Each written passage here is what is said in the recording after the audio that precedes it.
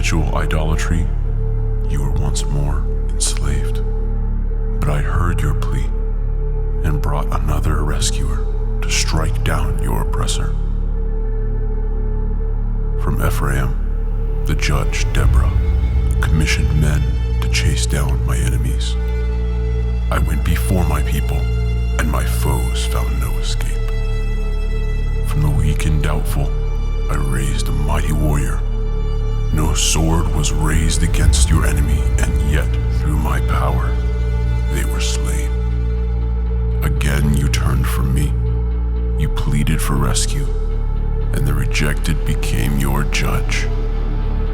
A foolish vow was made, and innocence was sacrificed. Soon the mightiest of judges arose. 1,000 men lay dead in his wake, and his power was stripped of him when the Nazarite's hair was cut. But I allowed him one last victory. Age after age, you turned your back to me, but I did not turn from you. I rescued you, I went before you, and I raised mighty warriors to judge over you.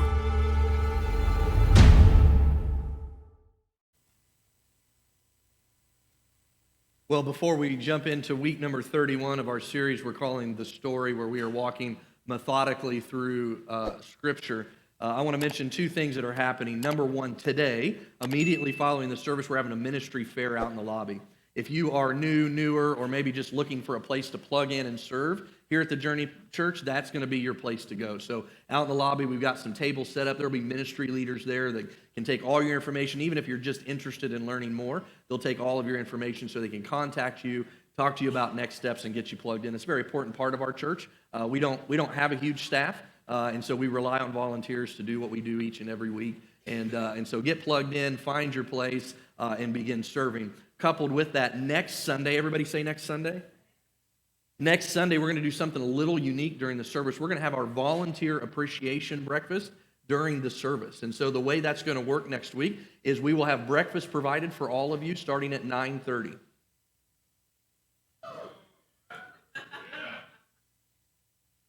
That means for some of you, you can't show up at 10:30.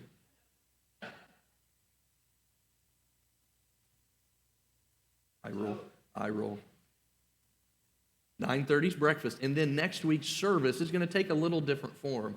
We're actually going to use our time together. We didn't want to add something else to your calendar, and so we're going to use this time together to honor you, to say thank you. And so it's going to look a little different. We're going to give away some prizes and gifts and that sort of thing, and I'll share just briefly. We're going to engage in a time of worship, of course, but we just want to honor all of our volunteers. And so there's no kids ministry next week. Am I remembering that correctly? Yes, and thank you. And so everybody will be here in the sanctuary together, and we'll still have some volunteers serving, so sorry, but we tried to reduce it as much as we could, and so we'll honor that. So what time is breakfast next week? And what are you to bring for breakfast next week? What did you say? Oh, okay, yes. Yes, just bring your appetite, and we'll feed you. So, okay, y'all okay with that? We're going to see how it goes. Never done that before, but I think it'll go well, and hopefully you appreciate not having another date to add to the calendar. All right. Well, week number 31, and today we're going to start a 3-week focus on Samson. Samson will close out this kind of chapter on Judges, and Samson, I would imagine, is a familiar character to most of you in the story. We're going to look at the life of Samson. In fact, Samson in the book of Judges has more storyline than any of the other judges. There's more written about Samson than any of the others. His life, of course, as we're going to explore today in the next 3 weeks, is full of all of those ups and downs. We're going to weave in and out of those and see if we can pull something practical for our lives. If you remember way back in the beginning of this series, one of the things that I encourage us to do is to compare our hearts with the hearts of the Israelites. Our hearts with the hearts of the people in the story. It's very important that we do that because otherwise it just becomes another story that we hear. If we can place ourselves in the story and see, feel, and hear ourselves through the story, it will actually help us take next steps in our faith. Now, your homework, you ready? Your homework is to read Judges 13 through 16 this week. Judges 13 through 16. Nobody's writing it down. Judges 13 through 16. Judges 13 through 16. There's a lot written about the life of Samson. You'll want to read it maybe even more than once. But listen, Judges 13 through 16, pick it up and read it. Well, let's pick up the story in a familiar spot. Chapter 13 of Judges, verse number 1, it says, "Again, the Israelites did evil in the eyes of the Lord." Does that sound familiar to everybody? Again, they did evil in the eyes of the Lord. And it becomes that cycle, right? That circle that we looked at for a few weeks in the beginning of the Judges part of this message. So they did evil in the eyes of the Lord, and so the Lord delivered them into the hands of the Philistines for how long? 40 years. And so that's really where we pick up the story. That's really where we've picked up every story of every week in the book of Judges. And again, we see the Israelites, we see this nation in their downward spiral. Because how many know when you go through a cycle, eventually it's going to circle down and dig into a deep mess? They keep rejecting God. They keep rejecting the covenant that God has made with his people. And we find their lives becoming more and more evil. In fact, the Israelites began to find things that they believed were right and pursued those rather than pursuing God's way. Where we pick up Samson's story, and perhaps it's where we pick up our story. The Israelites, they were letting the influence of the nations around them destroy them and destroy their very relationship with God. And so how does God respond to that? Well, God hands them over to the Philistines. I'm probably going to go back and forth. I don't know the right way to pronounce that, but Philistines. And he basically says, hey, if you want to be like them, if you want to worship their gods, if you want to live like them, here you go, have at it. I'm going to give you the way you want. And here in this story of Samson, we see this downward spiral and the effect of sin on an individual. It should be easy for us then to apply our own lives to the lives of Samson. Now, let me give you a little background on Samson, just in case you don't know his full story. Samson was born to a barren woman. She couldn't have children, but she prayed and prayed and prayed and prayed, and God miraculously opened her womb. And she was able to have a son named Samson. When the angel of the Lord appears to her, tells her she will have a son, she believes this angel. And of course she does. Now Samson takes this Nazirite vow. And if you're not familiar with that, I'll direct you to Numbers 6. Numbers chapter 6 talks about the Nazirite vow. All of the things that anybody who takes this vow needs to align their life with. But let me give you the three main things. The three main things. They're to have nothing from the vine. Nothing from the vine. No grapes, no seeds of grapes, nothing to drink from grapes. No dried up grapes, which are called raisins. What was the other one? Prunes. Yeah, I'll take both of those. Both of them. You didn't say there's going to be a lesson today, Tim. So nothing from the vine. They can't cut their hair. Maybe that's the most familiar one. And of course, that's going to come back and have an impact in week number 3 of this series. They don't cut their hair, and they can't be around dead bodies. Now, that just sounds like common sense, but they can't be around dead bodies. And so there's all this instructions in Numbers chapter 6. And the word Nazirite kind of means to be separate, to be different, to be kind of set apart. And in fact, we see 3 distinct characters in Scripture that are Nazirites. First, we would say would be Samson. The next one is actually Samuel. Similar circumstances where Hannah couldn't have a child. She prayed. God delivered a child, and it was Samuel. Well, he became a Nazirite for all of his days. And then the third one, anybody know the third really significant character in Scripture? John the Baptist. Who said that? Yeah. So smart. John the Baptist. So John the Baptist was the other one. And so they had all of these rules that they had to abide by. And so nothing from the vine, no cutting hair, and no being around dead bodies. Well, we pick up the story of Samson in chapter 14. He's an adult. His story's one that we need to make note of, and here might be why. Samson went down to Timnah and saw there a young Philistine woman. Can anybody say, woo, woo? A young Philistine woman. Now, why did they include that in there? Well, it must have significance, right? I mean, you can see where this is headed, right? His eyes glanced the female figure of a Philistine woman. Do you all remember that feeling? When that young, fine thing walks into the room? The one who could brighten any bad day, make you smile no matter what, give you those butterflies in your stomach. Anybody remember that? Some of you have to think way back. Yeah, I knew. I knew that Jennifer would remember that about you, Eddie. Some of us have to think way, way back. I'm honored today. I have a young woman that I graduated high school with here today, and so I have to be careful talking about how old I am because I don't want her to be offended. But Carmen, I'm glad you're here today with your family. You remember those feelings? Especially when that other person was way out of your league. There's just something about the fact that you knew you couldn't have her. It only made the emotion stronger. Some of you are like, Pastor, move past this part. Especially my daughter. You know, mom and dad would never approve. She's out of my league. She's older. She's smarter. She's way too popular for me. And somehow that makes the attraction that much stronger when they're out of reach. Or maybe for you, it's times like when life feels out of control. When things are falling off the rails around you and you deeply desire some semblance of control and balance. When our lives are out of control, we often grasp for things that make our situations worse. In fact, as my first point for today, temptation is stronger when life feels out of control. Temptation is stronger when life feels out of control. I mean, you all know that, right? When life feels out of control, we're tempted to do things that we probably normally wouldn't. The year of 2020 was a year of that.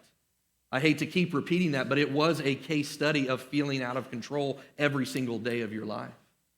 And for many of us, we spiraled. For many of us, we felt alone. For many of us, we reached for things that we haven't reached for years.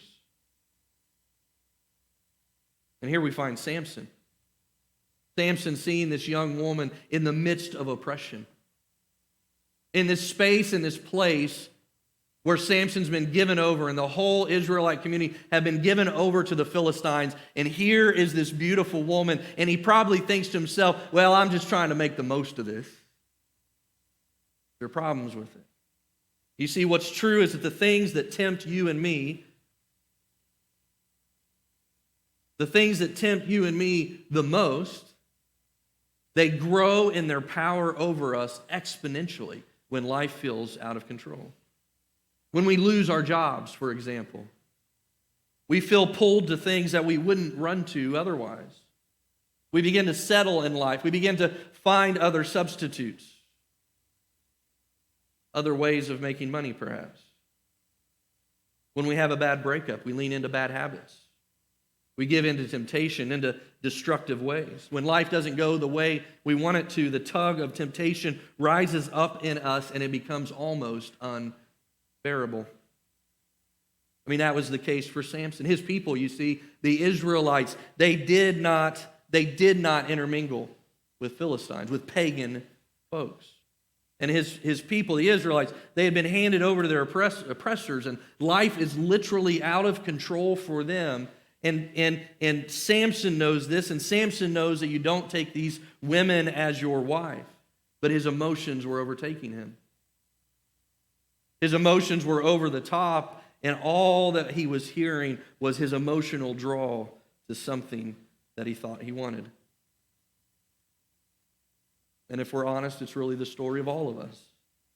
All of us have had these moments. It may not be for you a tug towards lust or drugs or alcohol, but all of us have our go-tos when life is out of control. For some, it's pessimism. When things don't go your way, when things feel out of control, your default is negativity.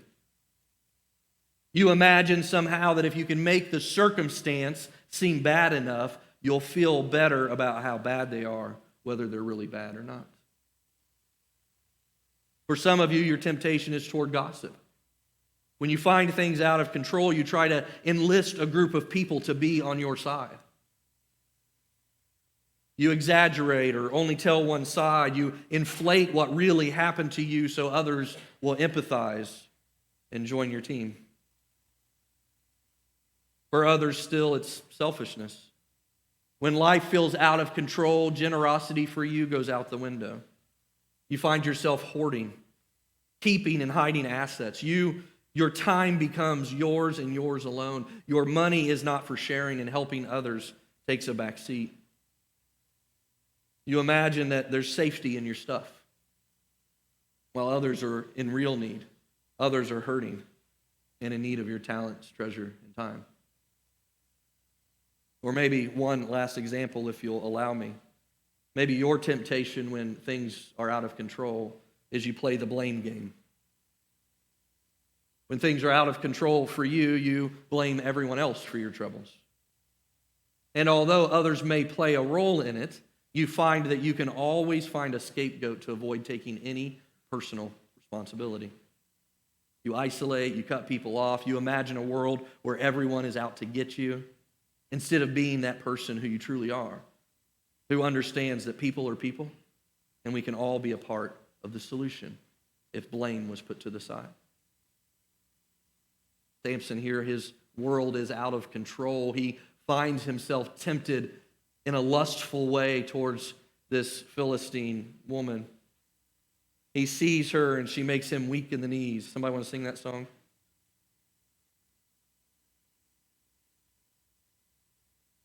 Okay, all right, we're in church. And then watch what Samson does next. In verse 2. When he returns, he says to his father and mother, I have seen a Philistine woman in Timnah. Now get her for me as my wife. Now get her for me as my wife. Now get her for me as my wife. Now, I don't know about you, but this story is exactly how I got Consuelo. I went to my parents and I said, get her for me as my wife. And we lived happily ever after. I'm kidding, of course. She went to her parents and said, get him for me as my husband. Come on, somebody. At least you didn't boo me. Samson says, get her for me as my wife. What a bold statement. What an in-your-face type of moment. I mean, you can imagine the level of emotion and temptation he's feeling. And he puts what he knows to be true aside. He disregards the fact that he's talking to his very parents, whom he should be honoring. And he just outright says, get her for me as my wife. Now, of course, there's context needed here. In the day, this was probably part of the normal process. But we have to remember that this woman is a pagan. This type of relationship is simply not allowed. It's not looked favorably on. And you imagine that Samson's mom couldn't have a child. This is her only son. And imagine what type of request, how that would hit a mother's heart. You're not to do that. Like, you're supposed to be something great. And you're going to put all that aside for a moment of temptation? But it's the power of temptation, isn't it? And what we see is that there's this level of entitlement that enters into Samson's mind. And I would say it this way, that temptation is often easily justified through our entitlement. Temptation is easily justified through our entitlement. Whether we want to admit it or not, there are several times, each and every day, I would say, where we feel entitled. And often its roots are in temptation, and we're just simply trying to justify it. Let me put it this way. So, on Sundays, one of my favorite restaurants to eat at is Portillo's. Any Portillo's fans in here? A few of you? Yeah, okay, all right, good. Portillo's, I like to eat at Portillo's. They have this number 4. Anybody know what the number 4 is? Lots of tests today. It is the spicy chicken sandwich. Now, Portillo's, I will put their spicy chicken sandwich against anybody's spicy chicken sandwich. Let's go. And, all right, bring in the Portillos. No, I'm just kidding. Several like, woo, all right. Keep preaching. But I'd put their spicy chicken sandwich and their cheese sauce to dip the fries in. That'll help you have salvation right there. I'd put it up against anybody. It's literally my favorite thing. Whenever somebody in my family asks me where we're going to eat at, I always say Portillo's, right, Tori? Yep. Portillo's. The problem is nobody in my family likes to eat there. I know. Yes, please say aw. Please feel sorry. You got it. I got you, JD. Nobody likes either. So what I do, of course, is I build up my entitlement until I can finally have a case. I wait week after week, and we eat at this place, and we eat at that place, we eat at that place, and then finally I say, hey, you know where we haven't eaten in a while? Portillo's. And they're like, okay, yeah, we haven't eaten there in a while. And I feel entitled to eating at Portillo's. Why? Because I sacrificed. I deserve some Portillo's spicy chicken sandwich. There's a problem with that. I like to take naps on Sundays too. Nothing like a good Sunday afternoon nap. However, when I eat spicy food and then lay down for a nap, I've got this thing called acid reflux that likes to come up and wake me up, basically. And then I can't go back to sleep. And so in my temptation, that was justified by my entitlement, mind you, has a very real consequence for me that I refuse to accept.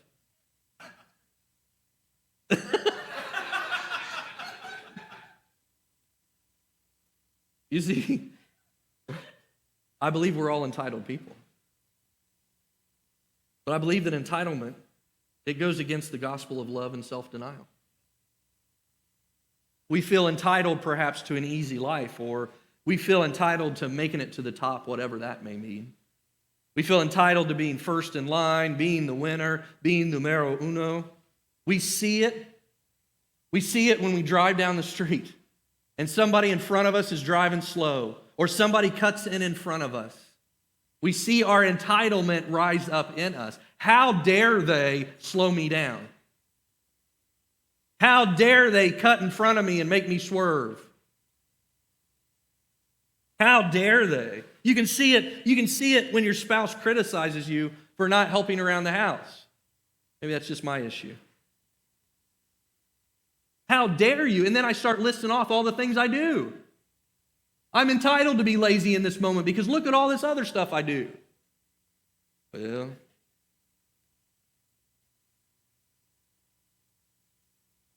can I get real for a minute? You can see it when the pastor asks us to volunteer, to give, to attend, to serve, and to help.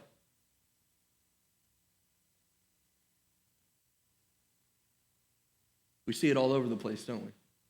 We see it at home, at school, at work, restaurants, gas stations, church, and the list goes on and on and on.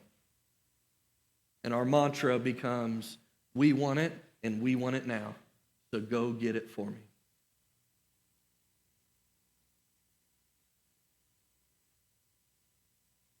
It's hard to hold up the mirror to life, isn't it? It's hard to come face to face with the ways that we've become. But the truth is that if we never face reality, we'll never grow beyond where we are today. Samson's parents, of course, they respond to his outrageous request. Verse number 3, his father and mother replied, "Isn't there an acceptable woman among your relatives or among all our people? Must you go to the uncircumcised Philistines to get a wife?" Now, I thought about making a point out of this, but I won't. I will. They would rather him marry one of his relatives than go get somebody that's not a okay. All right. I know it's all contextual, so we'll leave that one lie. And so must you go to the uncircumcised Philistines to get a wife? And then Samson said, "Oh yeah, you're right. I forgot I shouldn't do that." No, he doesn't say that at all. He says, "Get her for me. She's the right one for me." So he doubles down. He goes all in. He pushes all of his chips to the middle of the table, and he says, "I don't care. I want what I want, and I want it now." And they remind him of that that's a pagan nation. And it's not that you want a wife, Samson, it's that you want that wife. Because all temptation isn't inherently bad. Often it's our focus of the temptation that makes it bad. And Samson responds, get her for me. She's the right one for me. La, la, la, I'm not listening to you. I'm not hearing anything you're saying. Yeah, you're my parents, but no, I'm not going to listen. After all, she's the right one for me. How can you tell me who to marry? How can you tell me who to date? Anybody ever heard this? How can you tell me what to do? You don't know. You didn't see her. Besides, she's my missions field. I'm going to turn her from pagan to Jewish.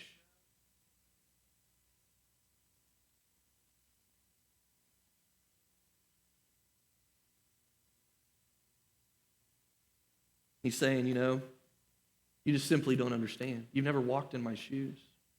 You've never felt my pain. You've never been as lonely as I am.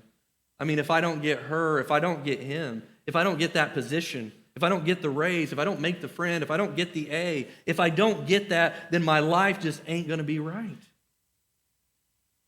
She's the right one for me. There is no other, in other words. She's the one for me. How dare you take the one away from me? Because 1 minus 1 is 0, and I want to be a hero.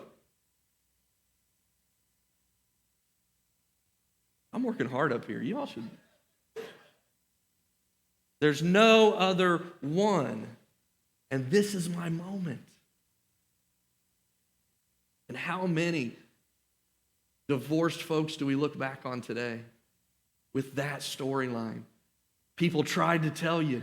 People tried to let you know, but you were so caught up in the emotions and the feeling, and you were blinded by all of that. And so you took the step and you said, how dare you tell me? And now you find yourself single and hurting. And listen, it's not just marriage. Some of y'all are in jobs that people told you not to take. Some of y'all are living lives that people told you to stay away from. But you decided it was the one way for me, refusing to consider any other way. And far too many of us live right there, don't we? We live life right on that edge of holy living and the edge of sin and consequence. We ask ourselves not how far can I stay from the edge, but how close can I get to the edge without stepping over? How steady can I be while walking the line? And we ask ourselves, well, is one drink a sin? Is one look a sin? Is one puff a sin? Is one lie a sin? Is one click on the computer a sin? I mean, after all, she, he, it is the one for me. And I would say it this way: living too close to the edge makes it easy to fall in. The closer we live, the closer we inch, the closer we walk to that line between holy living and sinful living, we will more easily fall in. And we do this especially with our circles, with the people in our lives, don't we? Whether it's dating or friendships, we often live on the edge of the person or the people that we should include in our circles. We often think somehow we can influence them positively, but the reality is that so often these kinds of people that should not be in our circles influence us away from the things of God. Paul puts it this way. You probably know this. This is NLT translation. I just like the way it said it better. Don't team up with those who are unbelievers. How can righteousness be a partner with wickedness? How can light live with darkness? The profound concept. It seems so simple, yet it's so hard to achieve. Now hear me. I'm not advocating for Christian bubbles. You guys know me better than that. But I am saying be careful who you allow in your inner circle. Those people who are closest to you, those people that have a voice into your life, those people who you run to when things get hard. I ask you the question, who's on your team? Who's on your team? Have those connections with unbelievers. How else are we going to reach them? But when we begin to link ourselves and we begin to date, get advice from, follow the pattern of, and team up with unbelievers, that is where trouble lies.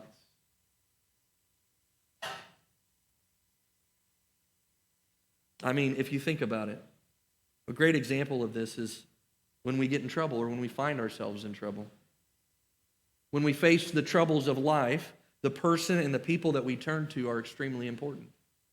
There are lots of voices competing for our attention. Lots of people that want to give you their thoughts. How many in here have opinions? Everybody. You know what they say about opinions?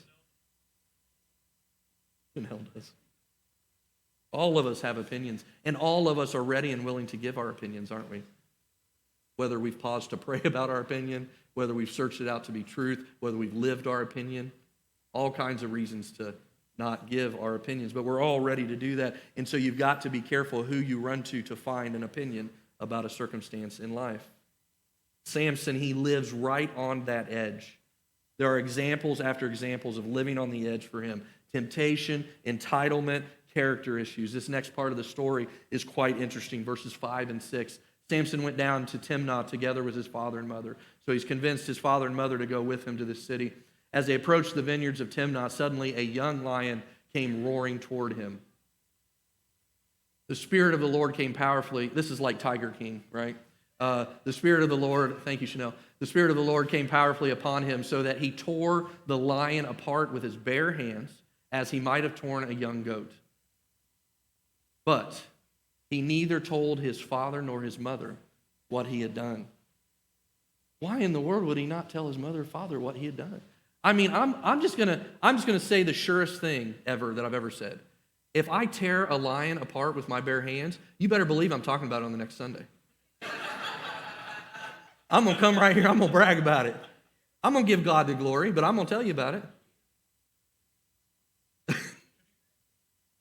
I think that was kind of a dig, Daryl, like that I'm weak or something. I can handle a lion. Why would he not tell his parents? Well, Jeff, are you the one up there? Yeah. Will you go back a slide? What's that second sentence say? As they approached the what? What was Nazarites supposed to stay away from? The vine, right? And guess where lions tend to hang out? Where these little deer and other animals are going to come and eat off the vine so they can come out and attack the deer. And so it was kind of double trouble, right? Not only does these Nazarite rules say, hey, stay away from that stuff, but then also he basically puts himself in harm's way by going near it. And so now we say, aha, that's why he didn't tell his parents. Red flag. Character issue. His character. It's what we see in him. And then the story continues in verse 8. Sometime later, when he went back to marry her, oh, well, there we go, he got his way. He turned aside to look at the lion's carcass, and in it he saw a swarm of bees and some honey. There's some just weird Bible stories, right? He scooped out the honey with his hands and ate as he went along. What's the Pooh character? Is that Pooh that eats it like that? And that's what I imagine Samson to be, Pooh with long hair. You guys tracking with me? When he rejoined his parents, he gave them some, and they ate too. But he did not tell them that he had taken the honey from the lion's carcass. And so again, he denies the truth to his parents, revealing a very deep character flaw. And so we see this line in the life of Samson, of temptation that he tries to justify through his entitlement, that leads him down this path to continued digression with his character. And some of you say, well, did he really lie? I mean, he didn't really lie. He just didn't tell them. My friend, that's a character issue. He does what lots of us do. Well, it's not a lie. I just didn't tell him. Okay, well, that's deceitful. That lacks integrity. And listen to me. These are all warning signs. All of them are warning signs. Yeah, the great Samson did all of these things wrong. His character was flawed. Character issues that probably needed to be worked through before God could use him in the way he wanted to use him. And so we're going to push pause right here in the story of Samson. We'll pick it up there next week. But let's ourselves consider the story for a moment. And I ask you a bold question. How's your character? How's your character? How do you respond when temptation comes your way? Not just lust or other things that are obvious sins, but how do you do with negativity and gossip and all of the other things that we tend to just push underneath the rug and feel entitled to do. How is a life for you? Are you close to that edge? Do you walk along that line? Do you try to stay as far from it as possible? Because my big idea for today is simply this, is that character is tested in adversity. You all know that. But it's protected by faith, focus, and family. Faith, focus, and family.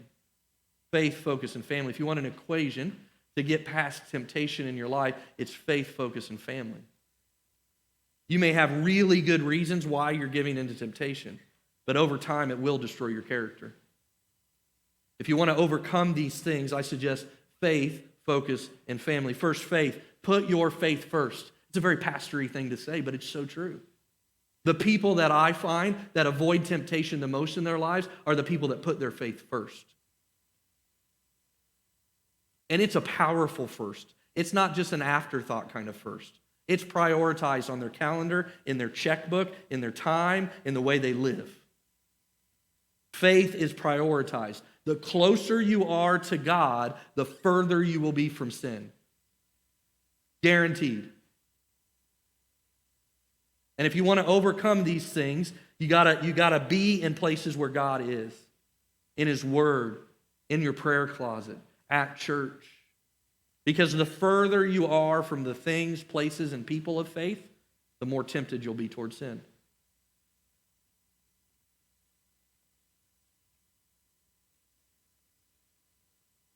When life gets hard and out of control, I'd like to quantify this somehow. But at least in my experience, one of the first things that people do is they walk away from things of faith. Not faith altogether, but things of faith. When life gets hard, they stop attending church. They stop going to small group. They stop plugging in when it should be the opposite. And it only becomes the opposite when that muscle's been built when you're not in a state of adversity. Number 2, focus. When I lose focus on the things that matter in life, I'm more tempted and more entitled. Because often when I lose focus, I begin focusing on myself. When life is out of control, guess who becomes number one in my life? Me. When I lose focus, I become more tempted and more entitled. But when I focus on God, my marriage, my kids, my ministry, I'm not as easily distracted by other things.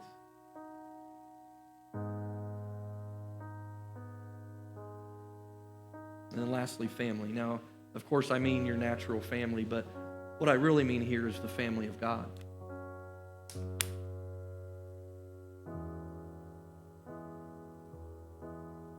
If there's anything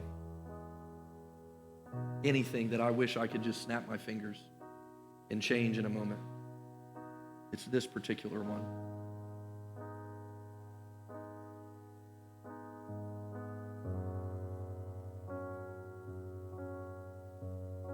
Your family here at the Journey Church matters more to your life than you will ever know.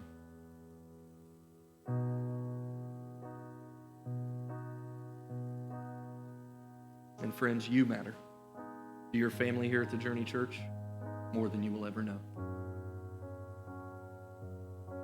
You see, you need them, and they need you. Especially when life feels out of control. Especially when that temptation comes knocking. Especially when entitlement is welling up in you. And especially when you find yourself on the edge, falling into sin. My friends, you need us. Gosh darn it, we need you. When you're not here, when you're not plugged in, there's something significant missing from our church.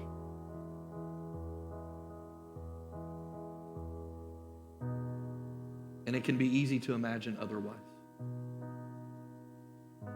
If I didn't show up, would anybody notice? I guarantee there's people at home right now thinking that very thing. And we notice. Some of you have been recipients of my messages when you miss. Because we need you. God builds His church with all the different messed up people like us and his Spirit makes us powerful.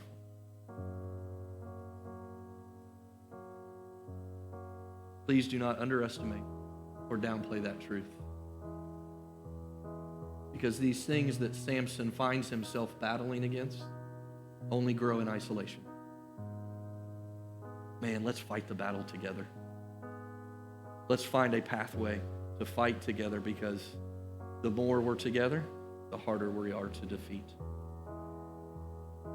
So as I close, worship team, you can come on back up. I want to share a familiar verse. You all know it. It's one of my favorites. It comes to us from Paul in his letter to the Roman church.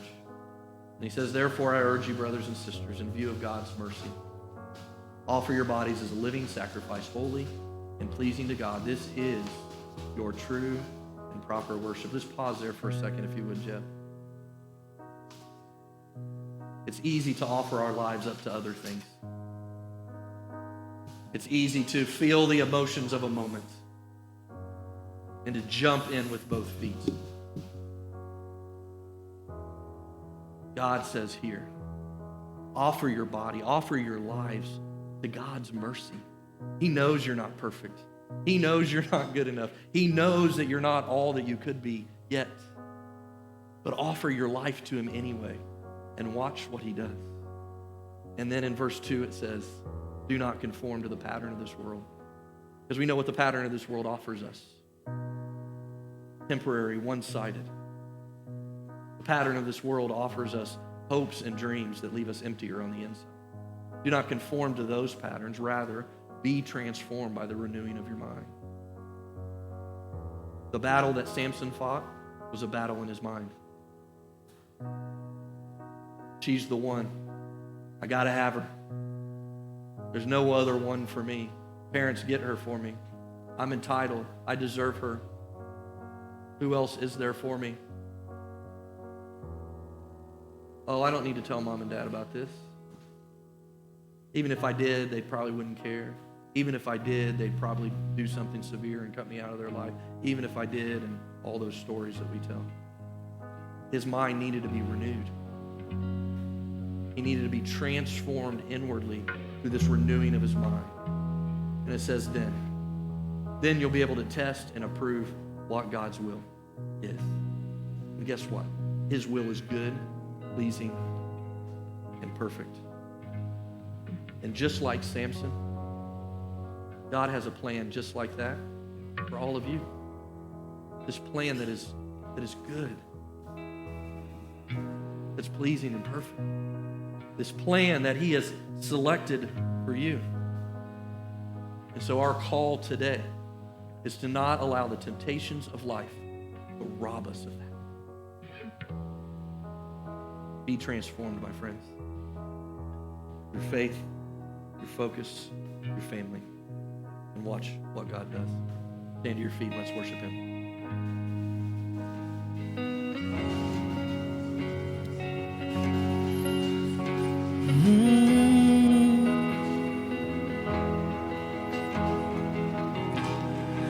I've tried so hard to see it. Took me so long to believe it. That you choose someone like me to carry your victory. Perfection could never earn it. You give what we don't deserve, and you take the broken things and raise them to glory. You are my champion. Giants fall when you stand undefeated. Every battle you won. I am who you say I am. You crown me with confidence. I am seated in the heavenly place, undefeated, with the one who has conquered it all.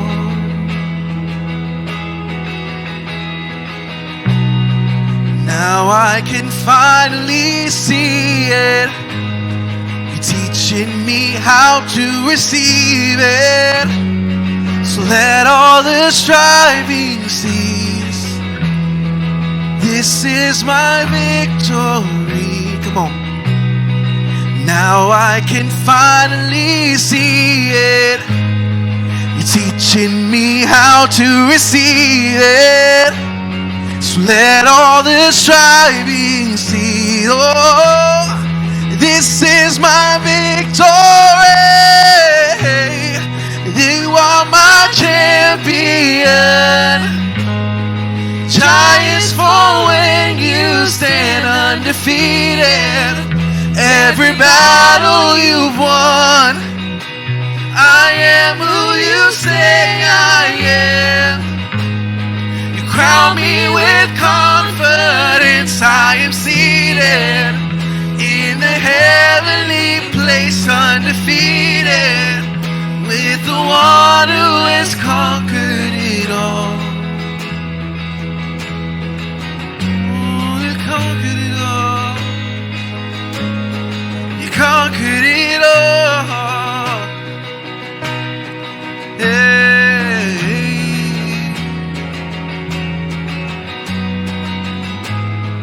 When I lift my voice and shout, every wall comes crashing down. I have the authority Jesus has given me. When I open up my mouth, miracles start breaking out. I have the authority Jesus has given me. When I lift my voice and shout, every wall comes crashing down. I have the authority Jesus has given me. When I open up my mouth, miracles start breaking out. I have the authority Jesus has given me. You are my champion. Giants fall when you stand undefeated. Every battle you won. I am who you say I am. You crown me with confidence. I am seated in the heavenly place, undefeated, with the one who is. And I am seated in the heavenly place, undefeated, with the one who has conquered it all. He's conquered it all. He's conquered it all.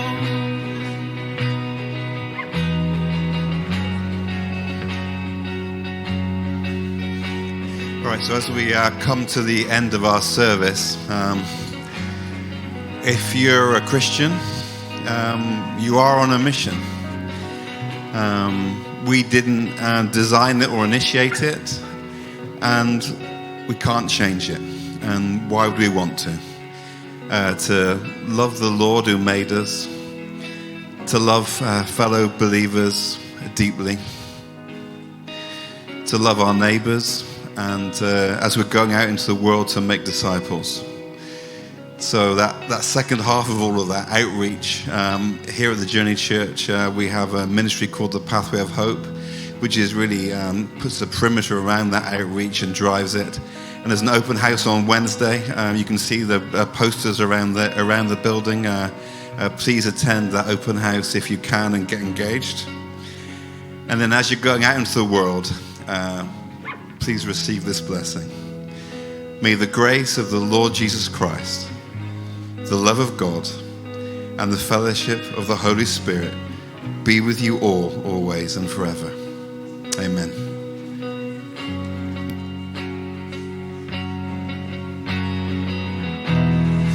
As I lift my voice and shout, every wall comes crashing down. I have the authority Jesus has given me.